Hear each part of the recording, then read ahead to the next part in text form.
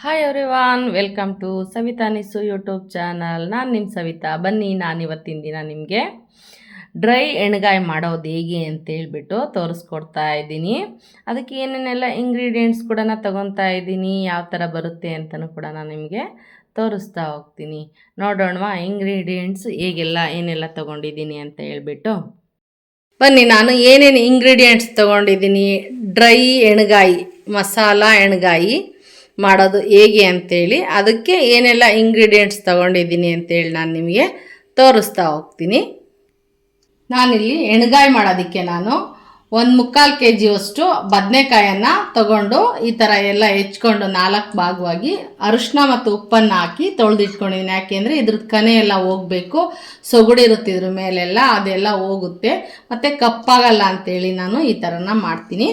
ಹಾಗೆ ಅದಕ್ಕೆ ಎಣ್ಗಾಯಿಗೆ ನಾನು ಗ್ರೇವಿ ಎಣ್ಗಾಯಿ ಮಾಡ್ತಾ ಇಲ್ಲ ಈ ಸರಿ. ನಾನು ಡ್ರೈ ಆಗಿ ಹಾಗೆ ಮಸಾಲೆನ ತುಂಬಿ ಎಣ್ಣೆಯಲ್ಲೇ ಅದನ್ನು ಬೇಯಿಸ್ತಾ ಇದ್ದೀನಿ. ಹಂಗಾಗಿ ನಾನು ಡ್ರೈ ಎಣ್ಗಾಯಿ ತೋರಿಸ್ತಾ ಇದ್ದೀನಿ. ಈಗಾಗಲೇ ನಾನು ನಿಮಗೆ ಗ್ರೇವಿ ಎಣ್ಗಾಯನ್ನು ನಾನು ತೋರಿಸಿದ್ದೀನಿ. ಬನ್ನಿ, ಇದಕ್ಕೆಲ್ಲ ಏನೇನು ತೊಗೊಂಡಿದ್ದೀನಿ ಅಂತೇಳಿ ನಿಮಗೆ ತೋರಿಸ್ತಾ ಹೋಗ್ತೀನಿ. ನಾನು ಡ್ರೈ ಎಣ್ಗಾಯಿ ಪಲ್ಯಕ್ಕೆ ಒಂದು ಅರ್ಧ ಬೌಲ್ಗಿಂತ ಕಮ್ಮಿ ಒಂದು ಶೇಂಗಾ ತಗೊಂಡಿದ್ದೀನಿ. ಅಷ್ಟೇ ಪ್ರಮಾಣದಲ್ಲಿ ಕಡಲೆನೂ ಕೂಡ ನಾನು ತಗೊಂಡಿದ್ದೀನಿ. ಹಾಗೆಯೇ 1 ಬೌಲಷ್ಟು ಕೊಬ್ಬರಿ ತುರಿ ತಗೊಂಡಿದ್ದೀನಿ. ಒಣ ಕೊಬ್ಬರಿ ಇದ್ರೂ ಯೂಸ್ ಮಾಡ್ಕೋಬೋದು ನೀವು.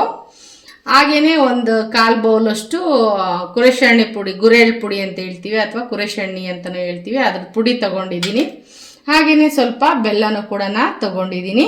1 ನಿಂಬೆಹಣ್ಣು ಗಾತ್ರದಷ್ಟು ಹುಣಸೆ ಹಣ್ಣು ತೊಗೊಂಡಿದ್ದೀನಿ, ತೊಳೆದು ನೆನಾಕಿಟ್ಟಿದ್ದೀನಿ. ಇದಕ್ಕೆ ನೀರು ಹಾಕಿ ಎಲ್ಲ ನಾನು ಇದರಿಂದ ಪಲ್ಪನ್ನು ತಗೋಬೇಕು. ಹಾಗೆಯೇ 3 ಮೀಡಿಯಮ್ ಸೈಜ್ ಈರುಳ್ಳಿನ ಕಟ್ ಮಾಡಿ ಇಟ್ಕೊಂಡಿದ್ದೀನಿ ಫ್ರೈ ಮಾಡ್ಕೊಳ್ಳೋಕ್ಕೆ ಅಂತ. ಹಾಗೆಯೇ ಕರ್ಬೇವಿನ ಸೊಪ್ಪು ಕೂಡ ತೊಗೊಂಡಿದ್ದೀನಿ ಫ್ರೈ ಮಾಡೋದಕ್ಕೆ. ಹಾಗೆಯೇ 3 ಬೆಳ್ಳುಳ್ಳಿ ಕೂಡ ನಾಟಿ ಬೆಳ್ಳುಳ್ಳಿ ತೊಗೊಂಡಿದ್ದೀನಿ. ಹಾಗೆಯೇ ಶುಂಠಿ ನಿಮ್ಮ ಆಪ್ಷನ್ನಲ್ಲೂ ಇಲ್ಲಿ ನಾನು ತೊಗೊಂಡಿದ್ದೀನಿ. ಒಂದು ಅರ್ಧ ಇಂಚಷ್ಟು ಶುಂಠಿನ ಕಟ್ ಮಾಡಿ ಇಟ್ಕೊಂಡಿದ್ದೀನಿ. ಹಾಗೆಯೇ ಕೊತ್ತಂಬರಿ ಸೊಪ್ಪು ಯೂಸ್ ಮಾಡ್ತಾಯಿದ್ದೀನಿ. ರುಚಿಗೆ ತಕ್ಕಷ್ಟು ಉಪ್ಪನ್ನು ಕೂಡ ಹಾಕ್ತಾಯಿದ್ದೀನಿ. ಹಾಗೆಯೇ ಅದಕ್ಕೆ ಮಸಾಲೆಗೆಲ್ಲನ ಮನೆಯಲ್ಲೇ ನಾವು ಸಾಂಬಾರು ಮಾಡ್ತಕ್ಕಂಥ ಸಾಂಬಾರು ಪುಡಿ ತೊಗೊಂಡಿದ್ದೀನಿ. ಮತ್ತು ಹಾಗೆಯೇ ಅಚ್ಕಾರದ ಪುಡಿನೂ ಕೂಡ ತೊಗೊಂಡಿದ್ದೀನಿ. ಹಾಗೆ ಅರಿಶಿನ ತೊಗೊಂಡಿದ್ದೀನಿ. ಒಗ್ಗರಣೆಗೆ ಸಾಸಿವೆ, ಜೀರಿಗೆ ತೊಗೊಂಡಿದ್ದೀನಿ. ರುಚಿಗೆ ತಕ್ಕಷ್ಟು ಉಪ್ಪನ್ನು ಕೂಡ ಬಳಸ್ತಾ ಇದ್ದೀನಿ. ಸಣ್ಣ ಉಪ್ಪಾದರೂ ಬಳಸ್ಬೋದು ಅಥವಾ ದಪ್ಪ ಉಪ್ಪಾದ್ರೂ ಬಳಸ್ಬೋದು. ಬನ್ನಿ, ನಾನೀಗ ಎಲ್ಲನೂ ಫ್ರೈ ಮಾಡಿಕೊಂಡು ಫಸ್ಟು ಡ್ರೈಯಾಗಿ ಪೌಡ್ರ್ ಮಾಡಿಕೊಂಡು ನೆಕ್ಸ್ಟು ನಾನು ಅದನ್ನು ಕಲಿಸ್ಕೊಳ್ಳೋಕ್ಕೆ ಬೇರೆ ಎಲ್ಲ ಇಂಗ್ರೀಡಿಯೆಂಟ್ಸನ್ನೆಲ್ಲ ಹುರ್ಕೊಂಡು ಹೇಗೆ ಮಾಡ್ಕೊತೀನಿ ಅಂತೇಳಿ ನಿಮಗೆ ತೋರಿಸ್ತಾ ಹೋಗ್ತೀನಿ. ಇವಾಗ ಒಂದು ಬಾಣಲೆ ಇಟ್ಕೊಂಡು ಫಸ್ಟ್ ನಾವು ಶೇಂಗಾ ಹುರ್ಕೊಳ್ಳೋಣ. ಇವಾಗ ಶೇಂಗಾ ಹುರ್ಕೊಂಡು ಕುರೆಸೆಣ್ಣೆ ಪುಡಿ ಆಲ್ರೆಡಿ ನಾನು ಪುಡಿ ಮಾಡಿರೋದು ತಗೊಂಡಿದ್ದೀನಿ. ಹಾಗಾಗಿ ಕಡಲೆ, ಶೇಂಗಾ ಅದನ್ನೆಲ್ಲ ನಾನು ಫಸ್ಟು ಪುಡಿ ಮಾಡ್ಕೊತೀನಿ. ಈರುಳ್ಳಿ ಕೂಡ ಫ್ರೈ ಮಾಡ್ಕೊಳ್ಳೋಣ.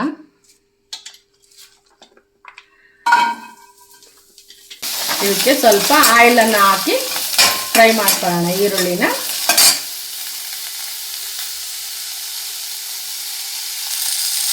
ಶೇಂಗಾ ಹುರ್ಕೊಂಡಿದ್ದೀವಲ್ಲ ಅದಕ್ಕೆ ಹುರ್ಗಡ್ಲೆನೂ ಕೂಡ ಹಾಕ್ಕೊತಾ ಇದ್ದೀನಿ. ಹಾಗೆಯೇ ಮಸಾಲೆ ಪುಡಿ ಹಾಕ್ಕೊತೀನಿ. ನಾನು 3/4 kg ಅಷ್ಟು ಇದಕ್ಕೆ 1.5 ತುಪ್ಪ ಚಮಚದಷ್ಟು ನಾನು ಇಲ್ಲಿ ಸಾಂಬಾರು ಪುಡಿನ ಯೂಸ್ ಮಾಡ್ತಾ ಇದ್ದೀನಿ. ಹಾಗೆಯೇ 1.5 ಟೇಬಲ್ ಸ್ಪೂನು ಖಾರದ ಪುಡಿನೂ ಕೂಡ ತಗೊತಾ ಇದ್ದೀನಿ.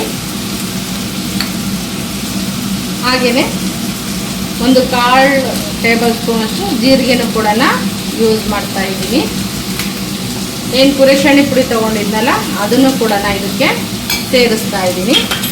ಇದನ್ನೆಲ್ಲ ಫಸ್ಟು ನಾನು ಪುಡಿಯನ್ನು ಮಾಡ್ಕೊತೀನಿ. ಆಮೇಲೆ ಎಲ್ಲ ಫ್ರೈ ಮಾಡಿರ್ತಕ್ಕಂಥ ಮಸಾಲೆನ ಒಂದ್ಸರಿ ಮಿಕ್ಸಿ ಮಾಡ್ಕೊತೀನಿ.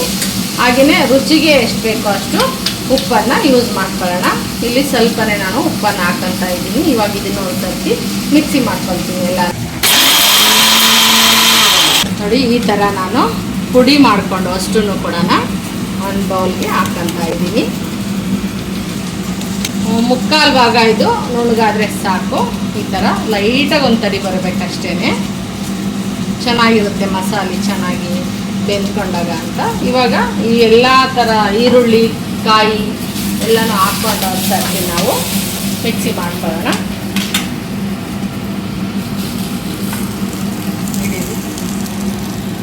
ಕಾಯಿ ತುರಿ ಹಾಕೋಣ ಇದಕ್ಕೆ. ಶುಂಠಿ ತಗೊಂಡಿದ್ವಲ್ಲ, ಇದು ನಿಮ್ಮ ಆಪ್ಷನಲ್ಲು, ತಗೊಂಡ್ರೆ ತಗೋಬೋದು, ಇಲ್ಲಾಂದರೆ ಬಿಡ್ಬೋದು. ಬೆಳ್ಳುಳ್ಳಿ ತಗೊಂಡಿದ್ವಲ್ಲ ಅದನ್ನು ಕೂಡ ಸೇರಿಸ್ತಾ ಇದ್ದೀನಿ.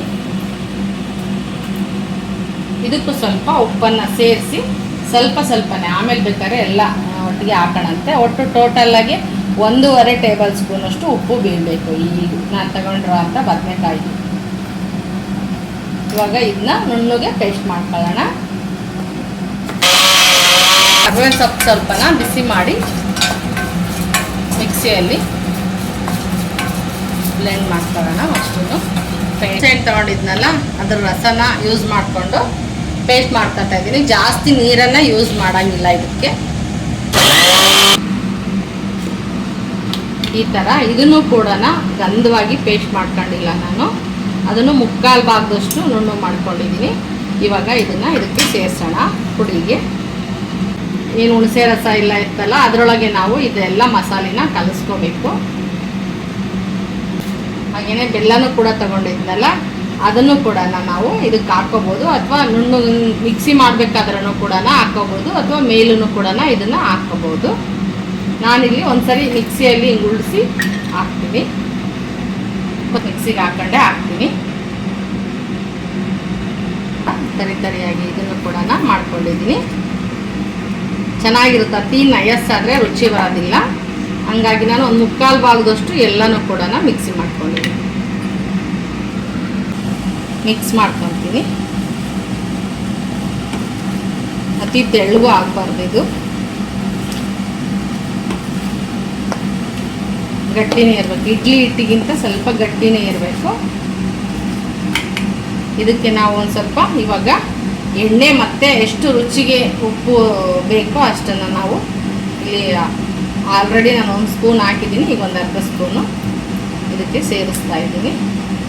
ಇವಾಗ ಎಲ್ಲ ಬದನೆಕಾಯಿ ತುಂಬಿಟ್ಟು ಜೋಡಿಸ್ಕೊಂಡು ಆನಂತರ ಒಂದು ಒಗ್ಗರಣೆ ಮಾಡೋಣ ಎಣ್ಣೆಗಾಯಿಗೆ.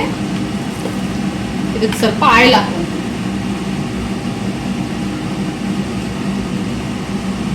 ಒಂದು 2 ಟೇಬಲ್ ಸ್ಪೂನಷ್ಟು ಆಯಿಲನ್ನು ಸೇರಿಸ್ತಾ ಇದ್ದೀನಿ.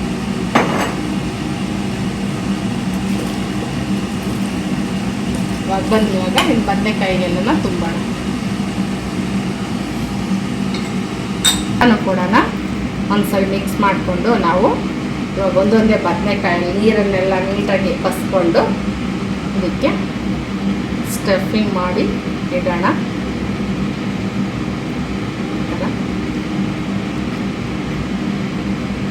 ಫುಲ್ಲಾಗಿ ಇವಾಗ ಬನ್ನಿ ಒಗ್ಗರಣೆ ಮಾಡೋಣ. ಎಣ್ಣೆಗಾಯಿ ಅಂತಂದರೆ ಎಣ್ಣೆಯಲ್ಲೇ ಜಾಸ್ತಿ ಇದನ್ನು ಫ್ರೈ ಮಾಡಬೇಕು. ಹಂಗಾಗಿ ಸ್ವಲ್ಪ ಜಾಸ್ತಿನೇ ಹಾಕ್ತಾಯಿದ್ದೀನಿ. ಇಲ್ಲೊಂದು 5-6 ಸ್ಪೂನಷ್ಟು ಆಯಿಲನ್ನು ಯೂಸ್ ಮಾಡ್ತಾ ಇದ್ದೀನಿ. ಟೇಬಲ್ ಸ್ಪೂನು ಅಷ್ಟು ಎಣ್ಣೆನ ಹಾಕಿದ್ದೀನಿ. ಇದೆಲ್ಲ ಕಾಯಿಲಿ ಸ್ವಲ್ಪ. ನಾನು ಇದಕ್ಕೆ ಯಾವುದೇ ಥರದ ಕರ್ಬೇವಿನ ಸೊಪ್ಪು, ಈರುಳ್ಳಿ ಏನನ್ನೂ ಕೂಡ ತಗೊಂಡಿಲ್ಲ. ಎಲ್ಲ ಹಾಕೋದನ್ನೆಲ್ಲ ನಾನು ಮಸಾಲೆಗೇ ಹಾಕ್ಕೊಂಡು ತುಂಬಿದ್ದೀನಿ ಎಲ್ಲನೂ. ಇವಾಗ ಇದಕ್ಕೆ ಸ್ವಲ್ಪ ಸಾಸಿವೆ, ಹಾಗೆಯೇ ಸ್ವಲ್ಪ ಜೀರಿಗೆನೂ ಕೂಡ ಸೇರಿಸ್ತಾ ಇದ್ದೀನಿ.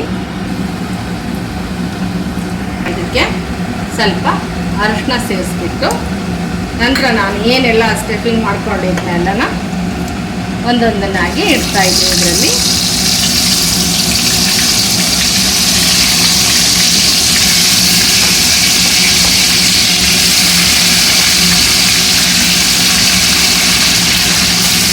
ನೀಟಾಗಿ ಹೊಂದಿಸ್ಬೇಕು.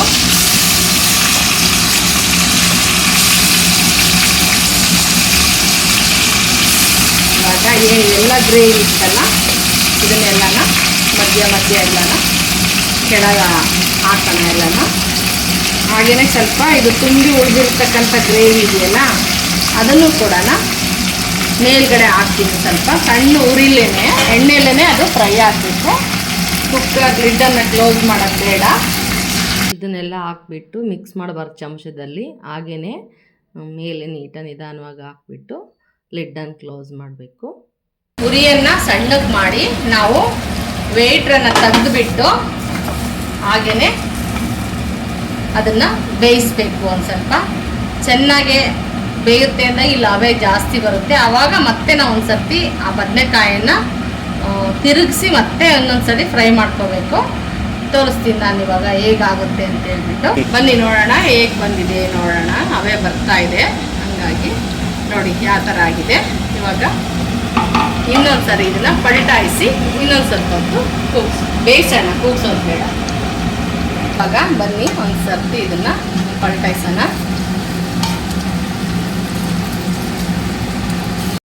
ನೋಡಿ ಬದನೆಕಾಯಿ ಎಷ್ಟು ವೈಟ್ ಆಗಿದೆ, ಡಾರ್ಕ್ ಆಗಿಲ್ಲ, ಅದ್ರ ಕನಿ ಎಲ್ಲ ಹೋಗಿ ಎಷ್ಟು ಚೆನ್ನಾಗಿ ಕಲರ್ ಕಾಣಿಸ್ತಾ ಇದೆ.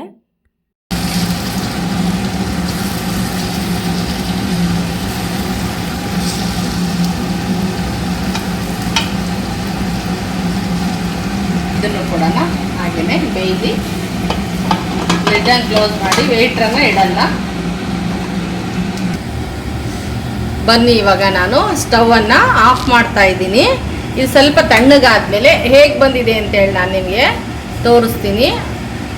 10 ಮಿನಿಟ್ಸ್ ಹಂಗೆ ನಾನು 5 ಮಿನಿಟ್ಸು ಲಿಡ್ಡನ್ನು ಕ್ಲೋಸ್ ಮಾಡಿ ವೆಯ್ಟ್ರನ್ನು ಹಿಡ್ದಂಗೆ ಫ್ರೈ ಮಾಡಿದ್ದೀನಿ. ಮತ್ತು ಆಮೇಲೆ ಪಲ್ಟಾಯಿಸಿ ಬದನೆಕಾಯನ್ನು ಮತ್ತೆ 5 ಮಿನಿಟ್ಸು ಹಾಗೆ ಸಣ್ಣ ಉರಿಲಿನೇ ಫ್ರೈ ಮಾಡಿದ್ದೀನಿ.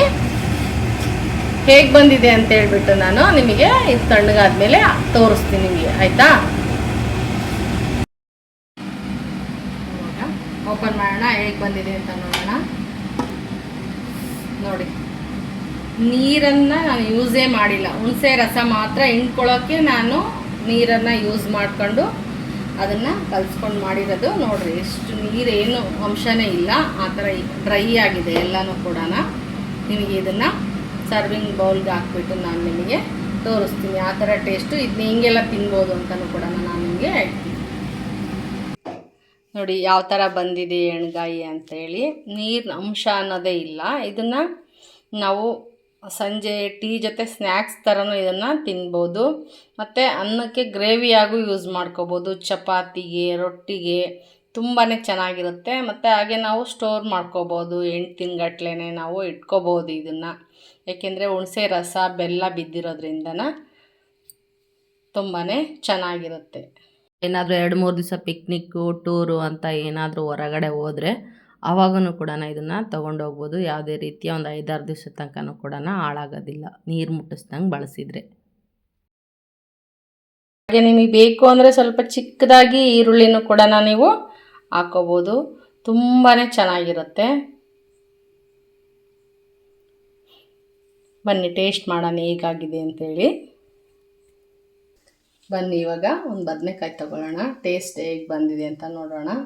ನೋಡಿ ಎಷ್ಟು ಚೆನ್ನಾಗಿ ಬಂದಿದೆ, ಒಳಗು ಹೊರಗು ಎಲ್ಲನೂ ಕೂಡ ಮಸಾಲೆ ಎಲ್ಲ ಒಳಗೆ ಎಷ್ಟು ಚೆನ್ನಾಗಿದೆ. ನಾವು ಸಂಜೆ ಟೀ ಜೊತೆಗೆ ಇದನ್ನು ಸ್ನ್ಯಾಕ್ಸ್ ಥರನೂ ಕೂಡ ಯೂಸ್ ಮಾಡ್ಬೋದು.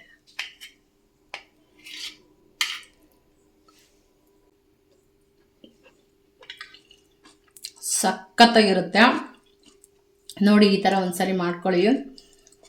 ಗ್ರೇವಿ ಇಲ್ಲ, ತಿಳಿ ಗ್ರೇವಿ ಇಲ್ಲ, ಹಾಗೆ ಡ್ರೈ ಆಗಿ ಹುಣಸೆ ರಸದಲ್ಲೇ ಮಾಡಿರ್ತಕ್ಕಂಥ ಎಣ್ಗಾಯಿ ತುಂಬಾ ಟೇಸ್ಟಿಯಾಗಿರುತ್ತೆ. ಮಾಡ್ಕೊಳ್ಳಿ. ಇಷ್ಟ ಆದರೆ ಒಂದು ಲೈಕ್ ಮಾಡಿ, ಶೇರ್ ಮಾಡಿ, ಕಮೆಂಟ್ ಮಾಡಿ. ಹಾಗೆ ಹೊಸದಾಗಿ ವಿಡಿಯೋ ನೋಡ್ತಾ ಇರೋರು ಸಬ್ಸ್ಕ್ರೈಬ್ ಮಾಡ್ಕೊಳ್ಳಿ ಅಂತ ಹೇಳ್ತಾ ಈ ವಿಡಿಯೋನ ಮುಗಿಸ್ತಾ ಇದ್ದೀನಿ. ಬಾಯ್, ಮತ್ತೆ ಸಿಗೋಣ.